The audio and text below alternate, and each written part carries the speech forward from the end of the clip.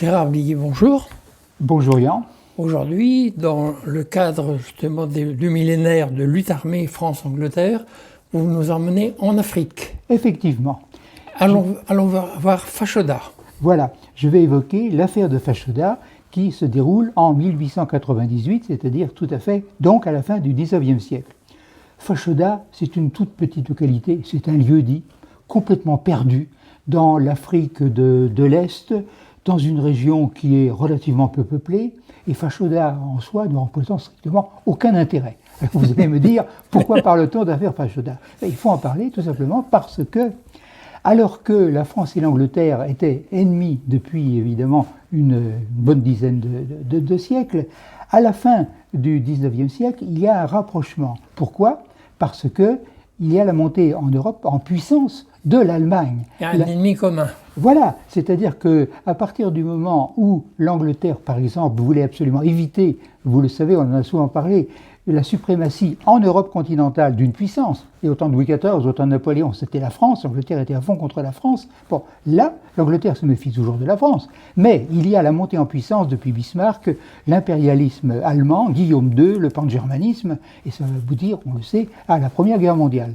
Alors donc, cette montée en puissance de l'Allemagne, ça amène la France et à l'Angleterre de considérer qu'il faudrait peut-être, devant cet ennemi commun nouveau qui surgit, essayer d'assurer des relations un petit peu plus cordiales. Et malgré ça, il va y avoir cette affaire de Fashoda, et en 1898, on aurait très bien pu avoir une guerre franco-anglaise à cause de cette affaire, à cause de ce misérable petit village perdu en Afrique orientale.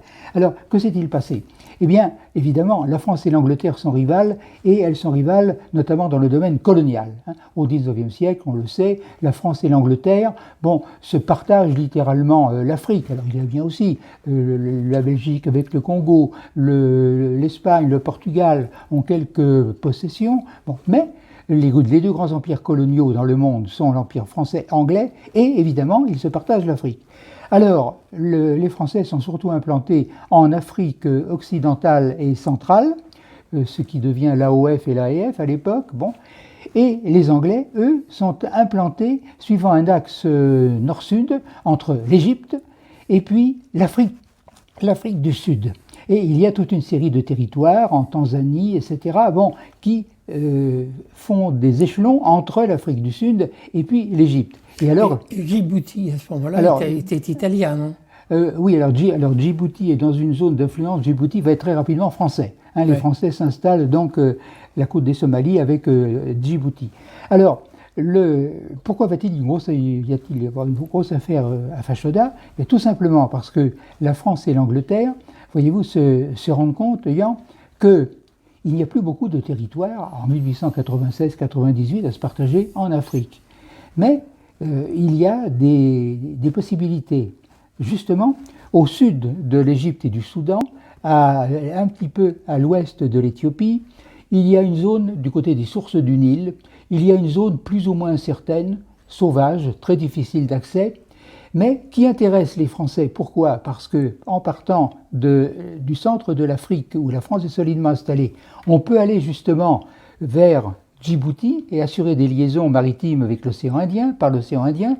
Donc, ça passe par le Soudan. Mais, à la perpendiculaire, les Anglais, qui attachent énormément d'importance à un grand itinéraire nord-sud entre l'Égypte et l'Afrique du Sud, par toute l'Europe, par toute l'Afrique orientale, les Anglais, eux, veulent évidemment avoir des territoires en continuité. Autrement dit, les ambitions françaises de l'ouest vers l'est, vers la mer Rouge, vers Djibouti, et les ambitions anglaises, nord-sud, se croisent dans le secteur du Soudan. À Fashoda. À Fashoda, exactement. Et alors, il n'y a pas d'expédition militaire gigantesque mise en place. Ce ne sont pas des armées qui vont risquer de s'affronter. Mais en 1996, les Anglais lancent une expédition depuis l'Égypte avec le général Kitchener pour assurer la présence anglaise au Soudan, parce qu'il y avait des révoltés, il y avait des insoumis, et la mission du général Kitchener, qui a donc une petite armée sous ses ordres, c'est de remettre de l'ordre. Il n'est pas question de la France à ce moment-là. Donc. Alors, Le général Kitchener, avec ses troupes, accomplit sa mission. Il rétablit l'ordre, non sans difficulté. Ça, c'est les populations locales insurgées qui ne veulent pas des Anglais, qui ne veulent pas plus des Français. D'ailleurs, bon, les populations se défendent, mais elles sont soumises. Bon, on peut croire que l'affaire est réglée. Et à un moment donné, les Anglais qui s'installent donc dans le sud du Soudan, près d'un lieu-dit, d'un petit village, Fashoda, sont sidérés. Pourquoi ? Parce qu'ils voient, jaillissant de l'ouest, alors, voyez-vous, ils voient une petite troupe, 150 hommes seulement, alors que les Anglais étaient 2 à 3 000 hommes, sans doute. Ils voient une petite troupe, avec le drapeau français, ce sont des militaires français, dirigés par le capitaine Marchand. Et le capitaine Marchand, c'est un militaire, bien sûr, mais il fait fonction d'explorateur, c'est-à-dire à toutes fins utiles. Il a été chargé par le gouvernement français, à partir des possessions françaises du centre de l'Afrique, d'aller voir vers l'est si on peut atteindre la mer Rouge. Et alors, par hasard, la petite troupe du capitaine Marchand se retrouve face à l'armée de Kitchener, par hasard, dans le lieu-dit de Fashoda, qui va rester célèbre. Alors, à ce moment-là, nos auditeurs et auditrices ne seront pas étonnés, connaissant l'âpreté des rivalités françaises et franco-anglaises tout au long des siècles, ne seront pas étonnés si on leur dit que tout de suite il y a une vive tension. C'est-à-dire que ce territoire, voyez-vous, il n'appartient à personne. Son statut est très vague. Bon, alors, les Anglais veulent contrôler ce territoire pour assurer leur grande route nord-sud, Égypte-le Cap, et les Français veulent effectivement assurer une éventuelle liaison avec la mer Rouge. Alors, les deux petites troupes sont face à face. Les chefs demandent des instructions au gouvernement respectif. Et alors, Paris et Londres sont extrêmement embarrassés. C'est-à-dire que Paris voudrait bien que Londres cède et que les Anglais se replient, les Anglais de Kitchener, et naturellement, les Anglais pensent le contraire, ils sont chez eux, sur leur itinéraire nord-sud, et c'est aux Français de s'en aller. Ce qui veut dire que pendant de longues semaines, en 1898, eh bien, les deux troupes, encore une fois, de valeur inégale. S'il y avait eu un affrontement armé, les Français auraient été écrasés. Les deux troupes sont face à face, les relations entre les deux chefs sont correctes, mais ils attendent évidemment des instructions. Alors, il y a face à face le drapeau français qui a été hissé, et puis le drapeau anglais. Et à ce moment-là, la tension est très vive, parce que en 1898, voyez-vous, eh bien, même si la montée en puissance de l'Allemagne provoque un rapprochement, eh bien, les Français et les Anglais ont une telle histoire, voyez-vous, Waterloo, Trafalgar, etc., bon, qu'il y a une méfiance instinctive. Et personne ne va vouloir céder. Alors, à ce moment-là, il y a pendant quelques semaines, pendant quelques mois même, il y a une tension qui est très forte, pas sur place. Sur place, effectivement, on veut éviter l'affrontement, on est prêt. Si les militaires ont des ordres, ils se battront, mais c'est au niveau des gouvernements de Londres et de Paris que la tension est très vive, chacun veut faire céder l'autre. Alors, ce qui va faire pencher la balance au bénéfice de l'Angleterre, eh bien, c'est que l'opinion française, elle s'en moque. L'opinion française, à l'époque, elle a d'autres chats à fouetter. Il y a toutes sortes d'affaires qui remuent l'opinion. Voyez-vous, l'affaire Dreyfus, etc. Enfin, des affaires comme l'affaire Dreyfus. Bon, l'opinion française, se moque de ce qui se passe à Fashoda. Les Anglais, pas du tout. Parce que pour les Anglais, cet itinéraire entre le canal de Suez, l'Égypte et l'Afrique du Sud est absolument essentiel. Et l'opinion anglaise est tout à fait remontée.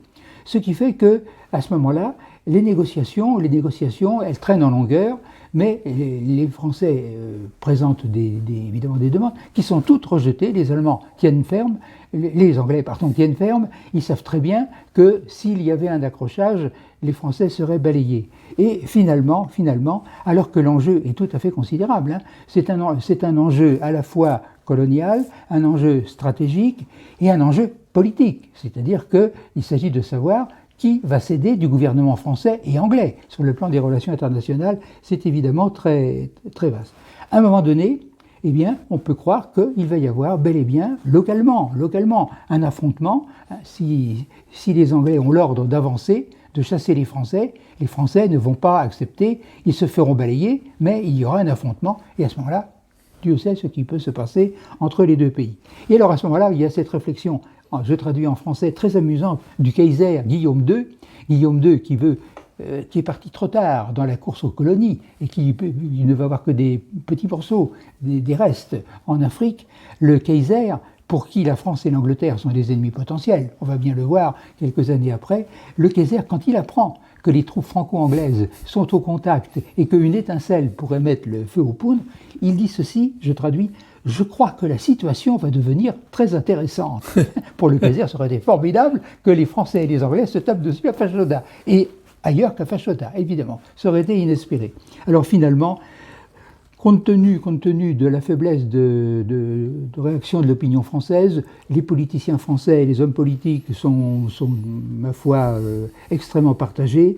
C'est la France qui va céder. Et le 1er novembre, le gouvernement français annonce, alors évidemment de belles formules, dans un but d'apaisement, voyez, bon, les troupes françaises de Fashoda reçoivent l'ordre de s'en aller et de céder le territoire donc à l'Afrique. Par conséquent, mais oui. Le capitaine Marchand était avant tout un explorateur, plutôt Oui, plus qu'un militaire, je crois. Oui, voilà, c'était un militaire, mais c'était un militaire qui adorait l'exploration, qui avait d'ailleurs eu des missions tout à fait intéressantes comme explorateur, et donc c'est bien une troupe, hein, il n'est pas là en tant que civil, mais il a une mission d'exploration, alors à des fins économiques, à des fins aussi stratégiques et militaires, bien entendu.